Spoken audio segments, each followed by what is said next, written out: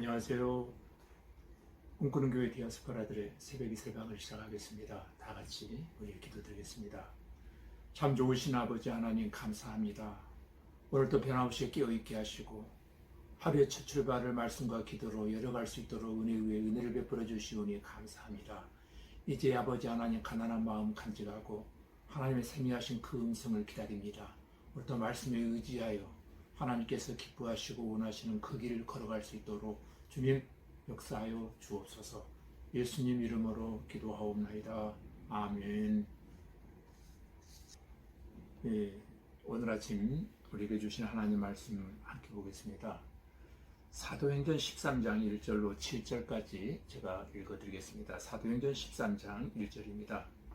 안디옥 교회의 선지자들과 교사들이 있으니 곧 바나바와 니게르라 하는 시므온과 고레 사람 누기오와 분봉왕 헤롯의 젖동생 마나엔과 및 사울이라. 주를 섬겨 금식할 때에 성령이 이르시되 내가 불러 시키는 일을 위하여 바나바와 사울을 따로 세우라 하시니 이에 금식하며 기도하고 두 사람에게 안수하여 보내니라.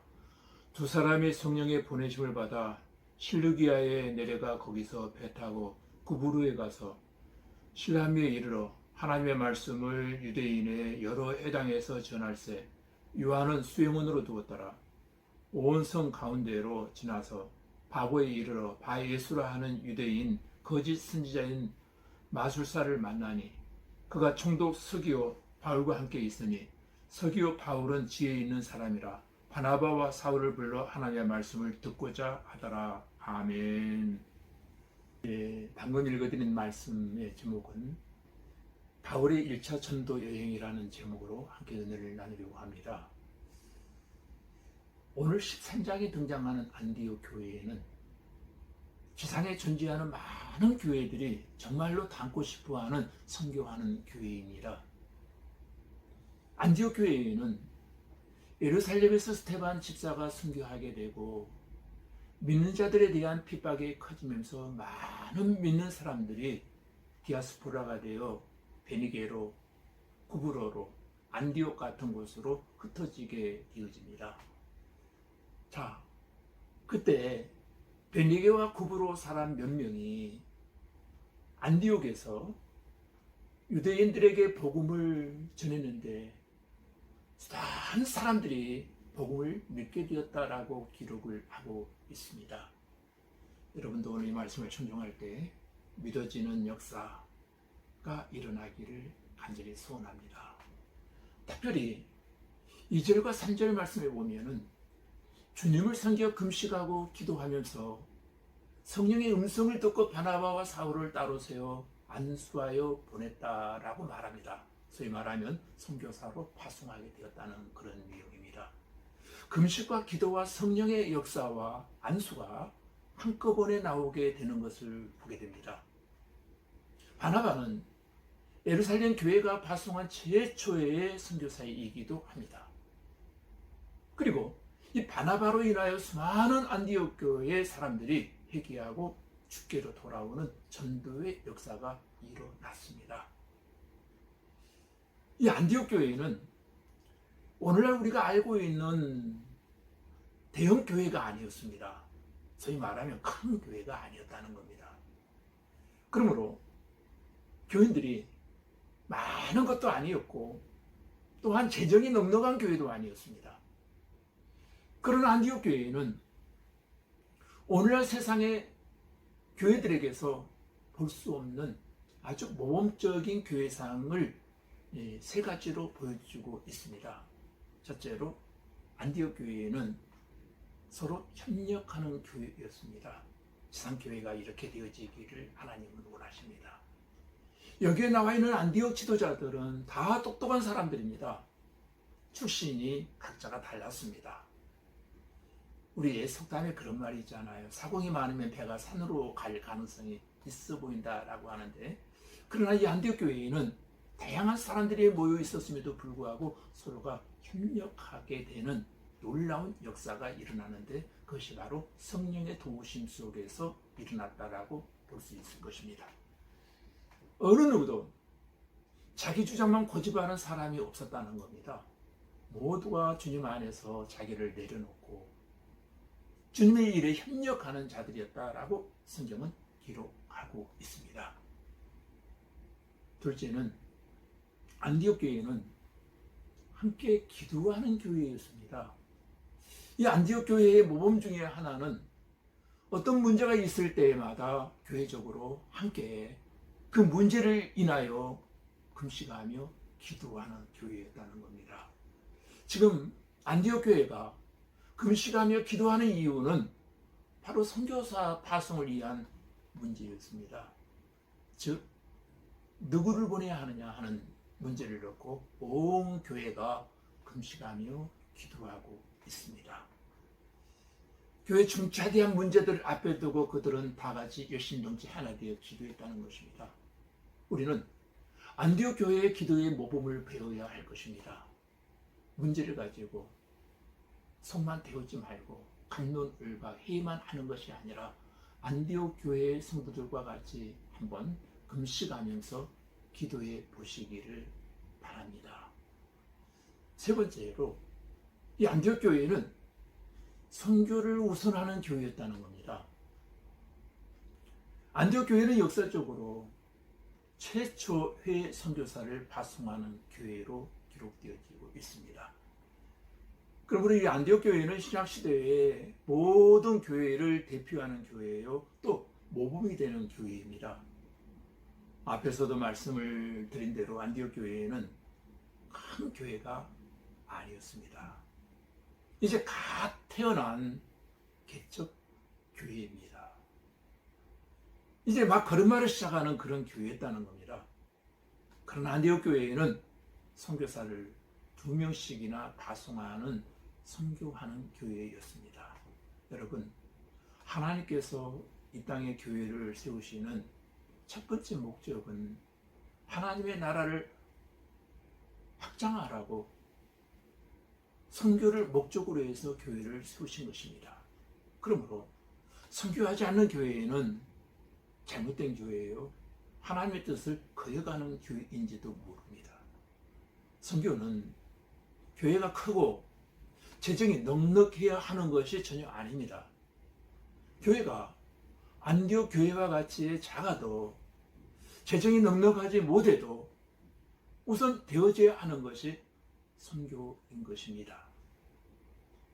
오늘날 하나님이 기뻐하시는 참 교회의 모습을 찾는다면 오늘 13장에 나오는 안디옥 교회입니다. 유럽의 기독교 역사는 안디옥 교회가 파송한 바울과 바나바의 제1차 전도 여행으로부터 시작이 되었습니다.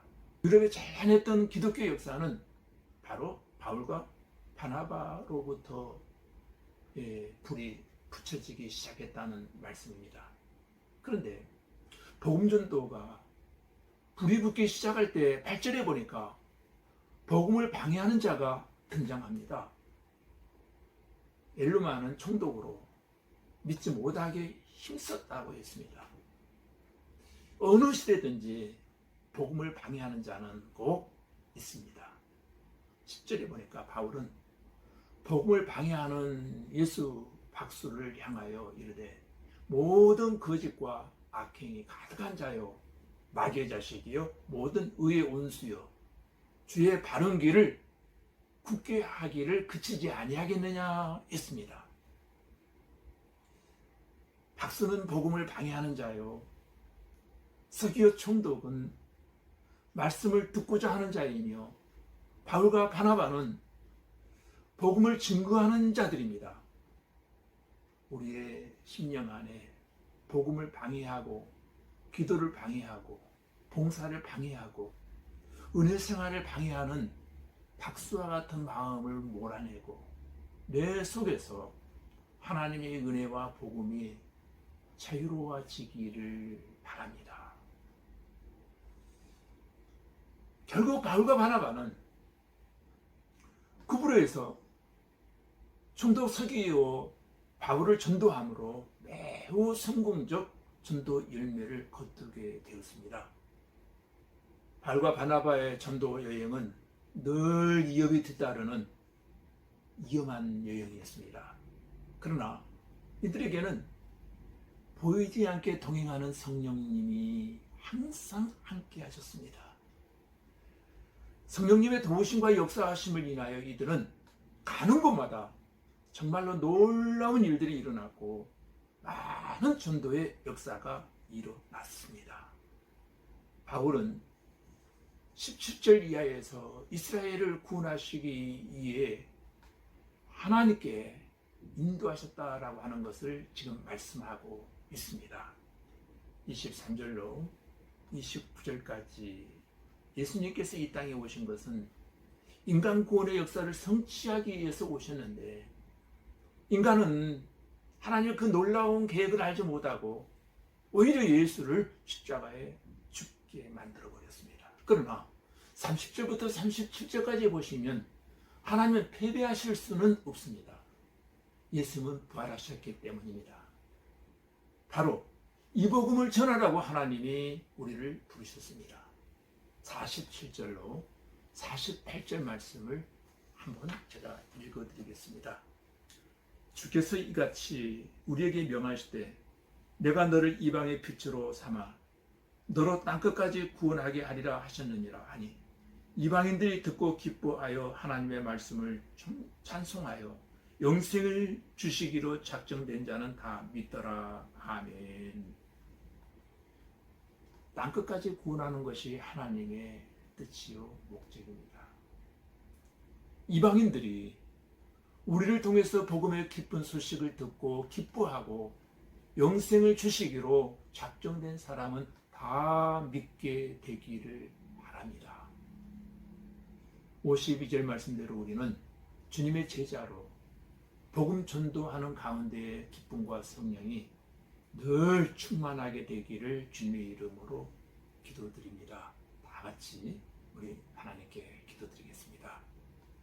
아버지 하나님, 안디옥 교회처럼 우리 교회도 선교사를 파송하는 일에 함께 금식하며 기도하게 하시고, 선교하는 일에 우선순위를 두게 하시고 성령 받은 자로 서로 협력하여 주님의 지상명령 성취를 이루게 하시고, 우리 교회도 선교사를 파송하는 기쁨이 있는 교회가 되게 하여 주시옵소서.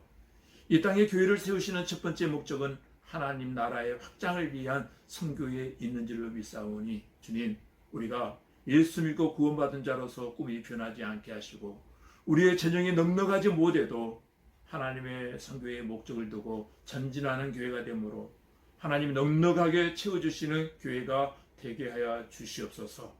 아버지 하나님, 우리 교회가 성령의 날개를 달고 기도의 날개를 달고 선교를 위해 비상하는 교회가 되게 하시고, 모든 이방인들이 우리를 통하여 복음의 기쁜 소식을 듣게 하시고 영생을 주시기로 작정된 사람들은 다 믿게 되는 역사가 있게 하시고, 전하는 자의 기쁨과 성령이 충만케 하여 주시옵소서.